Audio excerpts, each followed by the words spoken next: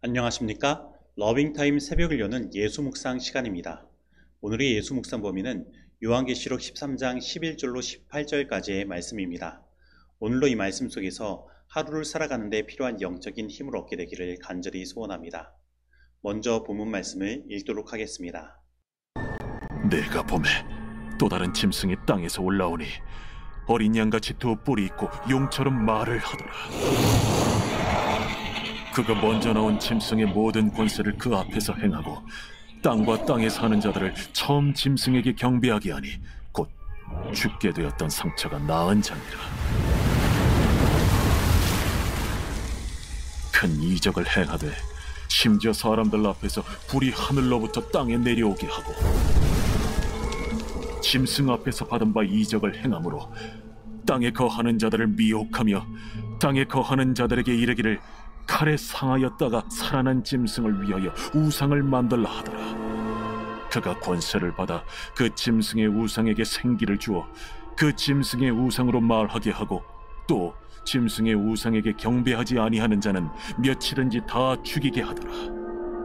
그가 모든 자, 곧 작은 자나 큰 자나 부자나 가난한 자나 자유인이나 종들에게 그 오른손이나 이마에 표를 받게 하고 누구든지 이 표를 가진 자 외에는 매매를 못하게 하니 이 표는 곧 짐승의 이름이나 그 이름의 수라.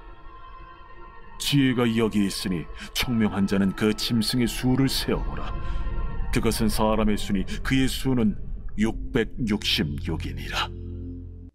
말씀 줄거리입니다. 두 뿔이 있고 용처럼 말하는 어린 양과도 같은 다른 짐승이 땅에서 올라와 권세를 가지고 이적을 행합니다.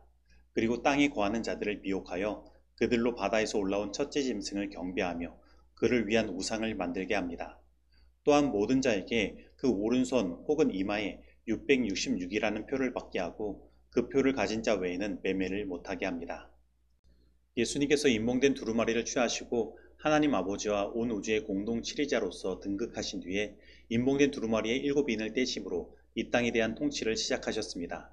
그리고 그 7인의 결과는 이 땅의 각 시대마다 부르짖는 자들, 곧 하나님의 입맞은 자들을 만들었습니다. 그리고 그들의 부르짖음, 곧 기도는 하늘에 상달되어 이 땅의 심판의 역전을 일으키는 7나팔이 울려 퍼지게 만들었습니다. 그 7나팔은 이 땅의 부분적인 심판을 일으켰고 그 결과 회개치 아니하는 무리들이 등장하게 되었습니다. 그리고 그 회개치 아니하는 무리들의 대표적인 세력이 영적 무신론 세력입니다. 그런데 이 무신론 세력은 정말로 하나님이 계시지 않다고 생각하기 때문에 생겨난 것이 아닙니다.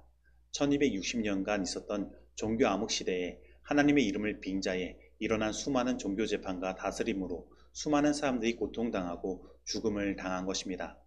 그래서 사람들의 마음 가운데 정말로 하나님께서 저렇게 무섭고 잔인한 분이시라면 나는 그런 하나님을 믿지 않겠다는 생각이 싹트게 되었고 이제 신이 아니라 인간의 행복을 위하여 살아가고자 하는 인본주의가 생성된 것입니다. 그리고 그 인본주의의 대표적인 사상이 민주주의와 공산주의 사상입니다. 그래서 사탄은 1260년간 자신의 권세를 받아 이 땅을 다스렸던 땅의 짐승, 곧 로마 카톨릭 이외에도 자신을 따르는 무적행으로부터 나온 또 다른 세력을 얻게 된 것입니다. 그리고 이제 7인과 7나팔의 결과 예수님께서 가지신 인봉된 두루마리가 이제 펼쳐지게 되고 그 내용이 온 세상에 공개가 되는 것입니다. 하지만 사단은 그 내용이 이 세상에 공개되는 것을 막기 위해 무신론 세력을 통해 성경을 말살하려고 노력했지만 그의 노력은 아무런 소용이 없었습니다. 하나님께서는 이 땅의 성서 공회를 통해 성경이 인쇄되어 사람들에게 읽혀지게 하셨고 이 땅의 영적 각성 운동을 일으키신 것입니다. 그리고 요한계시록 10장의 예언을 이루는 재림운동이 벌어진 것입니다. 그러나 이 재림운동은 사람들에게 대실망을 주었고 입에서는 다나 배에서 쓴 경험을 하게 하였습니다. 하지만 요한계시록 10장은 다시 예언하여야 하리라 라고 말하며 사람들로 하여금 그 예언의 말씀에 집중하고 다시 해석하도록 한 것입니다. 그리고 이것은 바로 예수님께서 가지신 인봉된 두루마리가 펼쳐져 그 내용이 공개되는 것과 맞물려 이 세상에 드러나게 된 것입니다. 그러면 그 인봉된 두루마리의 내용은 무엇일까요? 그것은 요한계시록 12장부터 나오는 선악의 대쟁투에 대한 기록이며 예언입니다. 그리고 요한계시록 12장 17절은 이 땅에서 일어나는 마지막 대쟁투를 이렇게 말하고 있습니다. 용이 여자에게 분노하여 돌아가서 그 여자의 남은 자손 곧 하나님의 계명을 지키며 예수의 증거를 가진 자들로 더불어 싸우려고 바다 모래 위에 섰더라. 그렇다면 이 세상에 일어날 마지막 대쟁투는 어떠한 모습으로 우리에게 다가올까요? 사탄은 어떠한 무기를 들고 하나님의 백성을 괴롭게 할까요? 우리는 그것을 요한계시록 13장의 예언의 말씀을 통해 확인할 수 있습니다. 요한계시록 13장에는 사탄이 가진 두 세력, 곧 두 짐승이 등장합니다. 하나는 1260년간 종교 암흑 시대를 이끌었던 땅의 짐승, 곧 로마 카톨릭입니다. 요한계시록 13장 3절은 그가 죽게 되었던 상처가 나음에 온 세상이 이상히 여겨 짐승을 따른다고 말합니다. 그리고 계시록 13장 8절은 죽임을 당한 어린 양의 생명책에 창세 이후로 농명되지 못하고 이 땅에 사는 자들은 다 짐승에게 경배하리라고 말합니다. 그리고 나머지 하나는 땅에서 올라온 두 뿔 가진 새끼양 같은 짐승입니다. 그렇다면 이 두 뿔 가진 새끼양과 같은 짐승의 정체는 무엇일까요?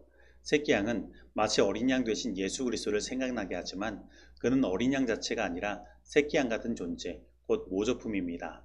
그리고 그는 용처럼 말하는 사탄의 또 다른 세력인 것입니다. 그리고 처음 짐승은 바다에서 올라왔지만 이 짐승은 땅에서 올라온 것입니다. 처음 짐승이 바다, 곧 유럽을 중심으로 일어난 세력이라면 이 짐승은 유럽과 다른 곳에서 일어난 것입니다. 그리고 이 땅은 요한계시록 12장 16절에 나오는 땅이 여자를 돕는 그 장면을 떠오르게 합니다. 그래서 이 땅에서 올라온 새끼 양 같은 짐승은 종교의 자유를 찾아 신대륙으로 이동한 청교도들로 말미암아 세워진 나라, 곧 미국을 상징합니다. 미국은 두 뿔, 곧 종교의 자유와 민주주의라는 두 사상을 가지고 세워진 것입니다.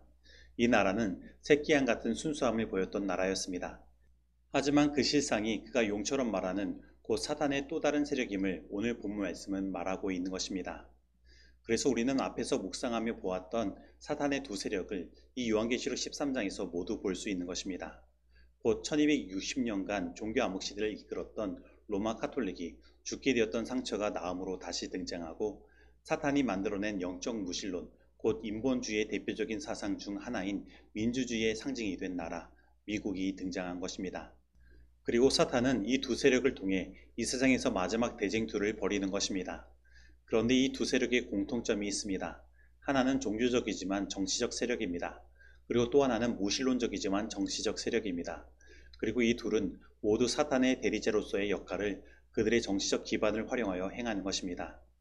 그런데 어떤 분들은 이렇게 생각할 수 있습니다. 아니, 미국은 종교의 자유를 가진 나라로 무신론 세력이 아니지 않습니까? 무신론 세력은 공산주의가 아닙니까? 네, 분명 우리의 눈에 보기에는 공산주의가 영적인 무신론으로 대표될 수 있습니다. 하지만 우리는 깨달아야 합니다. 이 무신론은 앞에서 언급했던 것처럼 하나님이 없다고 생각하기 때문에 무신론이 된 것이 아니라는 것입니다. 그들의 생각의 기반 속에는 하나님이 있습니다. 그러나 그 행동은 하나님이 아니라 인본주의적인 사상을 기반으로 나타나는 것입니다. 그래서 종교의 자유도 사람이 가진 기본 인권을 바탕으로 주어진 것입니다. 그래서 미국이라는 나라는 정치적으로 사람이 행복하고 잘 살게 하기 위해서라면, 그리고 자신들의 권력을 유지하기 위해서라면 얼마든지 종교적 정치 세력과 연합할 수 있는 것입니다. 그리고 얼마든지 그이들을 위해 종교의 자유를 희생시킬 수 있는 것입니다. 바로 인권과 인간의 생명을 보호하고 유지하는 입장에서 그렇게 행할 수 있는 것입니다. 그래서 오늘 본문 말씀은 이 미국이 이 세상 마지막에 어떻게 로마 가톨릭과 손을 잡고 그 짐승과 같은 모양을 가진 우상, 곧 정치적 종교 세력을 세워서 그 짐승의 우상에게 경배하지 아니하는 자들은 몇이든 죽이게 하는, 곧 인간의 선택적 자유를 억압하는 모습을 취할 것을 예언하고 있는 것입니다. 그런데 이들이 이러한 일들을 행하기 위해 사람들을 미혹하는 도구가 있습니다. 그것은 13절로 14절에서 말하는 바와 같이 불이 하늘로부터 땅에 내려오게 만드는 큰 이적을 행하는 강신술입니다. 실제로 이러한 강신술은 오늘날 각 종교마다 퍼져 있으며 오늘날 가톨릭과 기독교 안에 거짓 성령 운동으로 퍼져 있습니다. 그리고 이러한 일들은 우리 앞에 더 심화되어 나타날 것입니다. 그리고 이들이 사람들을 미혹하기 위해 사용하는 또 다른 도구가 있는데, 그것은 사람들로 하여금 매매하지 못하게 하는 것, 곧 먹고 사는 문제를 통제하는 것입니다. 그래서 사람들은 그 문제 때문에 자신들의 선택의 자유가 억압받는 것을 수용하고 따르는 것입니다. 그들은 이 일을 따르지 않는 자들을 몇이든 죽이라는 그 명령을 수용하는 것입니다. 특별히 우리는 16에서 18절에 나타난 짐승의 표를 주목할 필요가 있습니다. 어떤 사람들은 이 짐승의 표를 베리칩이다, 바코드다, 혹은 다른 어떤 것으로 말하며 그것을 오른손이나 이마에 실제로 삽입하는 것을 행하지 말라고 말합니다. 하지만 이러한 것은 사람을 통제하는 수단은 될 수 있어도 짐승의 표는 아닙니다. 왜냐하면 오늘 본문에 나타난 모든 것은 묵시적 문화 가운데서 상징적으로 표현되어 등장했기 때문입니다. 그래서 이러한 것도 상징적으로 해석되어야 하는 것입니다. 그러면 이 짐승의 표는 무엇일까요? 그것은 하나님의 인과 대조적으로 등장하는 사탄의 모조품입니다. 그런데 하나님의 인은 사람의 이마에 새겨지지만 짐승의 표는 오른손이나 이마에 받습니다. 그리고 이마는 사람들의 생각에 중추가 있는 것입니다. 그리고 오른손은 사람들의 행동을 나타내는 것입니다. 그렇다면 왜 이러한 차이를 보일까요? 그것은 하나님은 당신의 말씀으로 사람의 생각을 이끄시고 하나님을 자원하는 마음으로 경배하도록 하십니다. 하나님은 결코 사람의 선택의 자유를 침범하지 않고 사람의 행동을 강제하지 않으시는 것입니다. 그러나 사탄은 사람의 생각을 자신의 이론으로 사로잡고 그의 행동도 통제하여 그의 선택의 자유를 침범합니다. 그리고 이러한 차이는 그 사람의 삶 가운데 드러나는 품성의 확연한 차이를 만듭니다. 하나님을 따르는 자들은 예수님과 같은 품성으로 그들을 핍박하는 자들을 위해 오히려 기도하는 모습을 드러내지만 사탄을 따르는 자들은 사탄과 같은 품성, 곧 짐승과 같은 품성을 드러내는 것입니다. 그래서 그들은 자신을 따르지 않는 자들을 몇이든 죽이도록 하는 것입니다. 그리고 이러한 것은 하나님 말고 사람을 섬기는 인본주의의 최종적인 모습이며 이것은 사람의 수인 6이 3번 반복되어 나타나는 666으로 표현됩니다. 이제 사탄은 이렇게 사람의 선택의 자유를 억압하고 강제적인 경배를 일으키기 위해 이 세상에 미국을 중심으로 한 국가적인 일요일 휴업령을 내리도록 이끌 것입니다. 그렇다면 이러한 속에서 우리들은 무엇을 해야 할까요? 우리도 하나님의 이는 안식일이라고 말하며 그들과 대항해서 싸우면 될까요? 우리는 이 말씀 속에서 말하는 핵심을 보아야 합니다. 우상은 10계명의 둘째 계명을 범하는 것이며 그 둘째 계명 속에는 하나님의 영광의 품성이 기록되어 있습니다. 그래서 이것을 통해 우리는 하나님께서 사람들이 자신의 모양과 형상으로서 바라보고 섬기는 것이 아니라 당신의 영광의 품성을 바라보고 섬기기를 원하신다는 것을 알아야 합니다. 왜냐하면 사람은 하나님의 그 영광의 품성을 바라봄으로 말미암아 성령으로 변화되고 하나님의 그 사랑의 품성을 통해 마음 가운데 자원하는 마음이 생성되어 하나님을 섬길 수 있기 때문입니다. 그래서 이 요한계시록 13장은 누구를 경배하느냐의 문제도 있지만 어떻게 경배하느냐의 문제도 포함되어 있는 것입니다. 그리고 이것은 사람들의 운명을 갈라놓는 것입니다. 그렇다면 오늘 우리는 어떠한 삶을 살아야 할까요? 오늘 진정으로 오직 예수님을 바라보시고 하나님의 그 놀라운 사랑의 품성을 바라보는 삶, 그리고 하나님을 자원하는 마음으로 섬기며 경배하는 삶을 살게 되기를 바랍니다.